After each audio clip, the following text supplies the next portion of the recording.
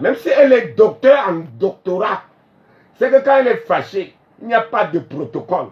Quand la femme est fâchée, c'est la descente aux enfers de l'humanité. Oui, on peut peut-être vous comprendre, Raphaël Cantien, je pense que c'est une idée, mais Jean-Louis Ndiaga dit non, c'est une époque un peu dépassée, que la femme, notamment camerounaise aujourd'hui, fait beaucoup d'autres choses, elle est réservée, et que ce sont plutôt les hommes aujourd'hui qui jacassent, hein.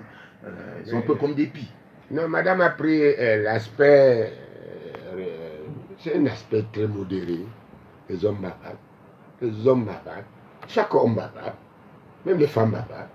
Mais ça, ce n'est pas quand l'homme est fâché, c'est pas aussi quand la femme est fâchée. Il faut comprendre, c'est pas nous ne sommes pas l'église où la femme parle, l'homme parle. Nous sommes dans la vie quotidienne entre couples, entre l'homme.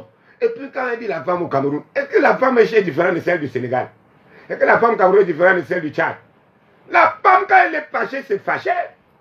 Il ne faut pas qu'on dise que les Camerounais ils ont fréquenté. Il y a l'école dans l'affaire là.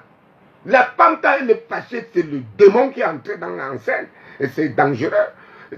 Mais vous avez vu les femmes fâchées? Vous avez déjà vu quand elles bagarrent entre elles dans une réunion pour une affaire de tontine? Raphaël Cantien, je rappelle que vous êtes journaliste, directeur des publications du journal La Boussole. Alors Jean-Louis Ndiaga, quand on vous lit, hein, également pour ceux qui vous suivent sur les réseaux sociaux, on comprend que vous êtes très intégré, n'est-ce pas, dans les bidonvilles, dans les quartiers, dans la vie quotidienne des Camerounais. Donc, vous semblez sûrement bien connaître un peu ces problèmes dans les vies des couples. Mais disons qu'on n'a pas besoin de vivre dans la maison des couples pour connaître leur vie. Puisque quand il y a des problèmes au quartier, c'est tout le monde qui est au courant. Ça se bagarre dans la rue, ça se bagarre, ça crie de partout.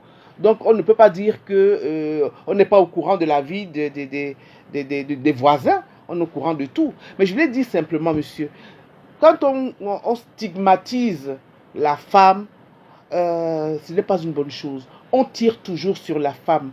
C'est la femme qui a fait ci. D'ailleurs, comme dit le serpent, moi j'avais les mains pour donner à la femme la paume.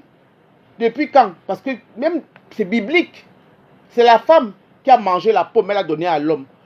Tout a été fait depuis la Genèse pour que la femme soit maltraitée psychologiquement, pour qu'elle soit culpabilisée. Et ça n'est plus possible. C'est dépassé. Le serpent l'a dit. On lui a donné la parole. Il a dit que lui n'a pas les mains pour prendre la pomme, cueillir